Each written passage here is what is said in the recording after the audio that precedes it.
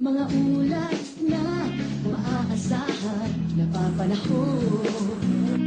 Baka totohanan, nakakaaliw na libangan, may mapupulong, may matututunan, oras di masasayang, lugar na sumama ka, may kapuso ka, may kasama ka, may kapuso ka, may kasama ka, may kapuso ka.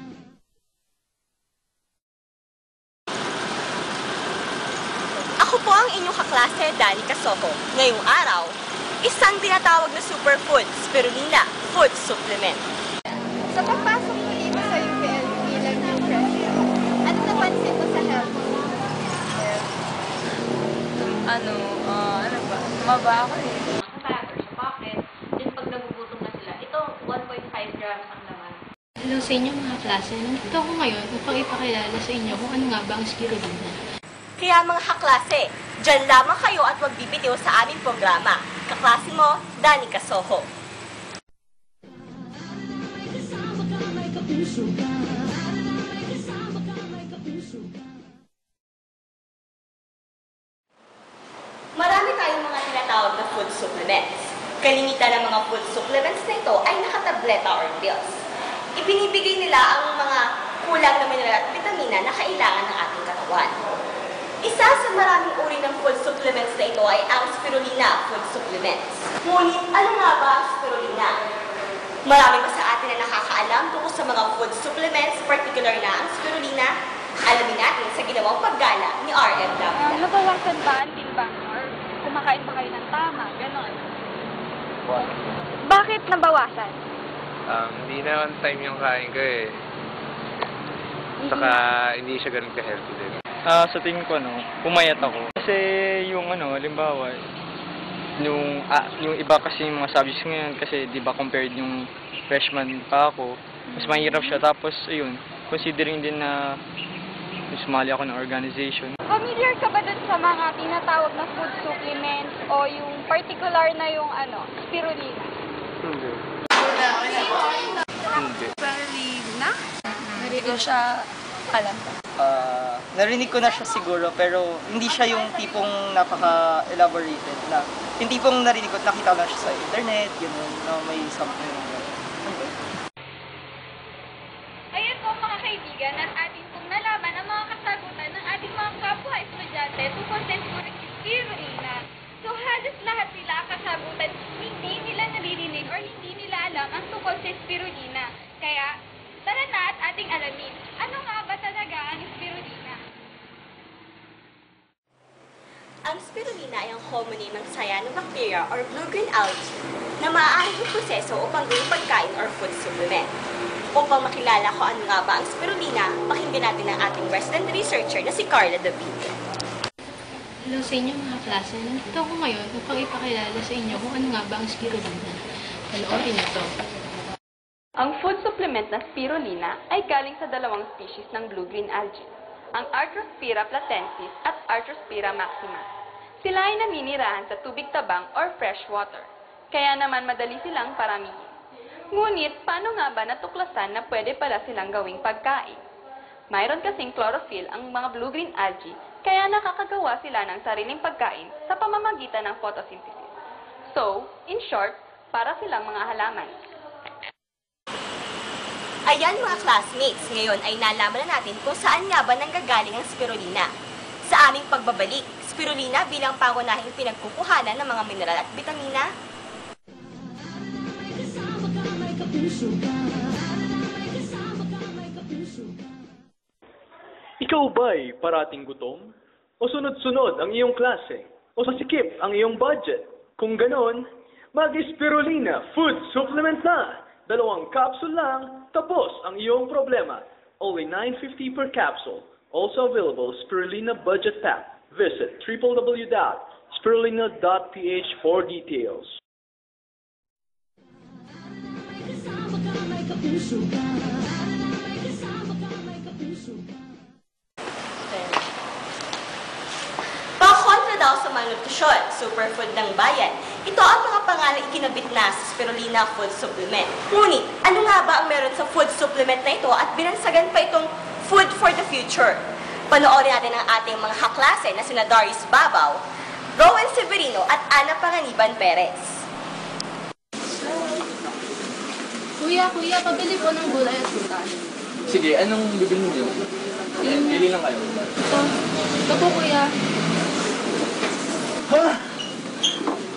Ang dami naman Pabili yan. ng talong, ng ampalaya, ng sitaw, ng bataw, ng patanis, kalabasa, ayan, kayong tuluyan, lahat yan, kuya. Teka, parang gusto niya natang bilhin yung buong tindahan namin. So, ano ba talagang kailangan niyo? Bakit pa kailangan niyo bumili ng napakaraming gulay? Para makuha namin yung nutrition na kailangan namin. Para makuha niyo yung nutrition na kailangan niyo? Alam niyo ba, na sa isang ay makukuha niyo na lahat ng nutrition kailangan niyo? Galing naman. Ano yun? Ito ay ang spirulina. Ano yan? Spirulina.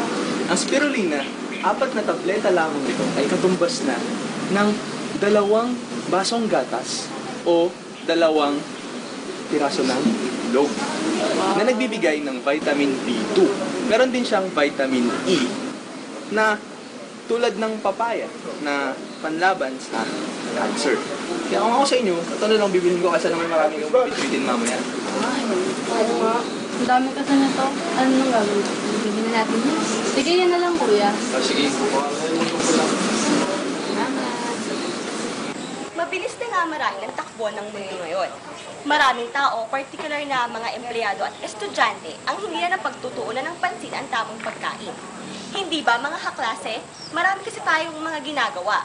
Dagdag pa nito ang paglitaw ng napakaraming fast foods na hindi naman nakakapagbigay ng sapat na nutrisyon sa ating katawan.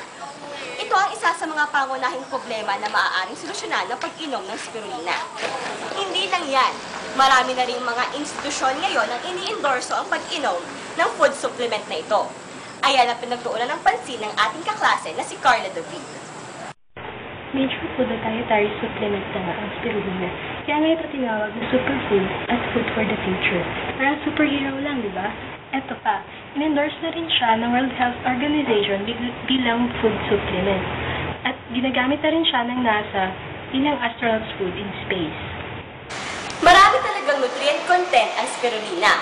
Ngunit hindi lamang ang pagbibigay ng sapat na nutrisyon sa ating katawan ang nagagawa nito. Sa aming pagbabalik, ano pa nga ba ang naidudulot na maganda ng pag-inom ng spirulina sa ating katawan? Ano nga ba ang mga paraan ng pag-inom nito at saan makakuha ng spirulina food supplement?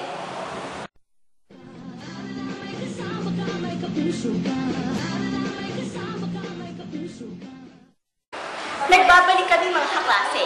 Kayo ay nanonood pa rin ng kaklase mo, Dani Casoho. Ngayon naman, ating tunghayan ang mga natatagong sikreto ng pag-inom ng spirulina. Ito ang research ng ating kaklase na si Mickey Manikad. Kasama ang kaklase mo, Dani Casoho, nagpunta ako sa AZ Tech Food Growers Corporation.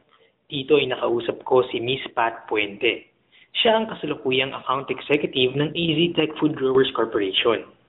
Pakinggan natin ang ilan sa aming mga napag-usapan. Well, AZ Tech, ang focus talaga namin is to grow spirulina.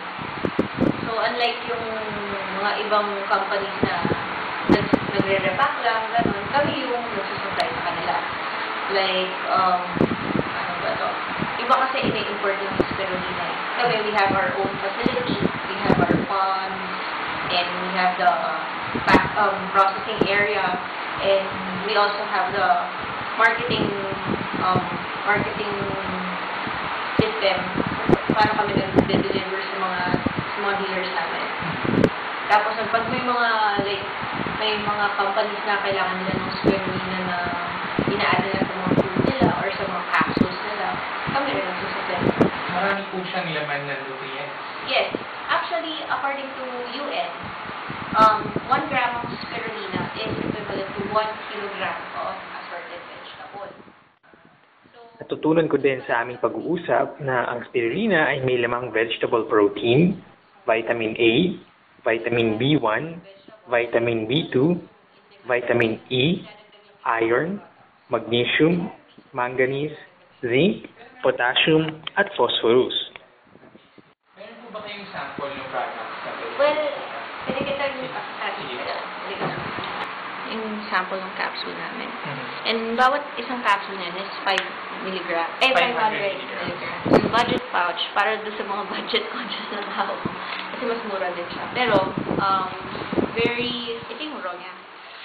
Before namin i-pulverize. Ayon kay Miss Pat, ang spirulina ay nakakatulong labanan ng maraming sakit, palakasin ang resistensya, pababain ang cholesterol level, magpagaan ng timbang, at marami pang iba.